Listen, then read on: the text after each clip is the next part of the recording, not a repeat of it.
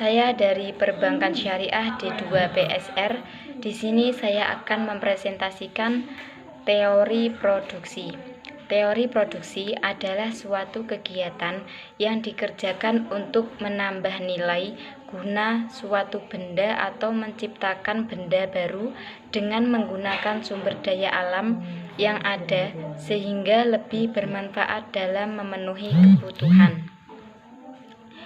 Tujuan produksi yaitu yang pertama memenuhi keperluan pribadi secara wajar. Yang kedua, memenuhi kebutuhan masyarakat. Yang ketiga, keperluan masa depan. Yang keempat, keperluan generasi yang akan datang. Dan yang terakhir yaitu keperluan sosial dan infak di jalan Allah Subhanahu wa Ta'ala. Faktor produksi ialah suatu fungsi atau persamaan yang menunjukkan hubungan antara tingkat output dan tingkat kombinasi, yaitu penggunaan input. Dengan rumus Q sama dengan F atau KLRT.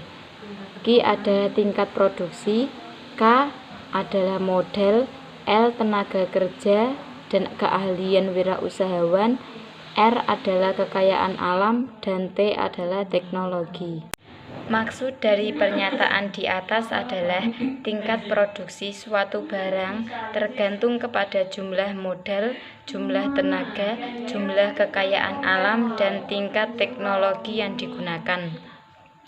Karena semua input yang digunakan mengandung biaya, maka prinsip dari produksi adalah bagaimana produksi dapat berjalan sehingga mampu mencapai tingkat yang paling maksimum dan efisiensi dengan satu, memaksimumkan output dengan menggunakan input tetap. Yang kedua yaitu meminimalkan penggunaan input untuk mencapai tingkat output yang sama. Produksi dalam ilmu ekonomi mikro Islam ada dua teori, yaitu yang pertama teori produksi dengan satu faktor berubah. Yang dimaksud dengan teori produksi dengan satu faktor berubah adalah faktor-faktor produksi lainnya, yaitu modal, tanah, dan teknologi tetap jumlahnya dianggap tidak mengalami perubahan. Satu-satunya faktor produksi yang dapat diubah jumlahnya adalah tenaga kerja. Produksi mempunyai fungsi yang dimana semua produsen dianggap tunduk pada suatu hukum atau the law of diminishing returns. Hukum ini mengatakan bahwa bila satu macam input ditambah penggunaannya sedangkan input-input lain tetap, maka tambahan output yang dihasilkan dari setiap tambahan satu unit input yang ditambahkan tadi mula-mula menaik. Tetapi kemudian setelah mencapai suatu titik tertentu akan semakin menurun seiring dengan pertambahan input. Dengan demikian, pada hakikatnya, the law of diminishing returns dapat dibedakan dalam 3 tahap, yaitu tahap pertama, produksi total mengalami pertambahan yang semakin cepat. Tahap kedua, produksi total pertambahannya semakin lambat. Tahap ketiga, produksi total semakin lama semakin berkurang. Di sini terdapat contoh tabel dan kurva dari teori produksi dengan satu faktor berubah yang berhubungan dengan tenaga kerja dan jumlah produksi. Diketahui produksi marginal adalah tambahan produksi yang diakibatkan oleh penambahan satu tenaga kerja yang digunakan. Rumus dari produksi marginal yaitu MP sama dengan segitiga TP per segitiga L. Diketahui bahwa MP adalah produksi marginal, TP yaitu pertambahan produksi total, sedangkan L yaitu pertambahan tenaga kerja. Seperti contoh berikut, cara menghitung perubahan tenaga kerja menjadi 2 orang, yaitu 400 kurangi 150 per 21 kurangi 1.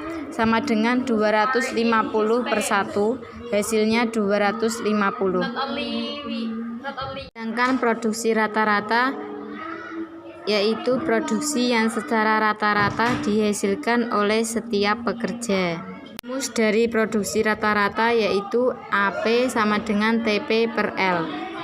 Diketahui AP yaitu produksi rata-rata, TP produksi total, sedangkan L yaitu tenaga kerja. Teori produksi dengan dua faktor berubah. Misal yang dapat diubah adalah tenaga kerja dan modal, serta kedua faktor produksi yang dapat berubah ini dapat dipertukarkan satu sama lain dalam penggunaannya, yaitu tenaga kerja dapat menggantikan modal atau sebaliknya. Apabila harga tenaga kerja dan pembayaran per unit kepada faktor modal diketahui, analisis tentang bagaimana perusahaan akan meminimumkan biaya dalam usahanya untuk mencapai suatu tingkat produksi tertentu dapat ditunjukkan. Untuk itu perlu dijelaskan tentang kurva produksi sama atau isokon dan garis biaya sama atau isokos. Yang pertama yaitu kurva isokon. Kurva isokon adalah kurva yang menggambarkan gabungan tenaga kerja dan modal yang akan menghasilkan satu tingkat produksi tertentu. Ini terdapat tabel dan kurva dari kurva isokon. Tabel dan kurva ini dapat disimpulkan bahwa gabungan A menunjukkan bahwa 1 unit tenaga kerja dan 6 unit modal dapat menghasilkan produksi yang diinginkan tersebut. Gabungan B menunjukkan bahwa yang diperlukan adalah 2 unit tenaga kerja dan 3 unit modal. Gabungan C menunjukkan yang diperlukan adalah 3 unit tenaga kerja dan 2 unit modal.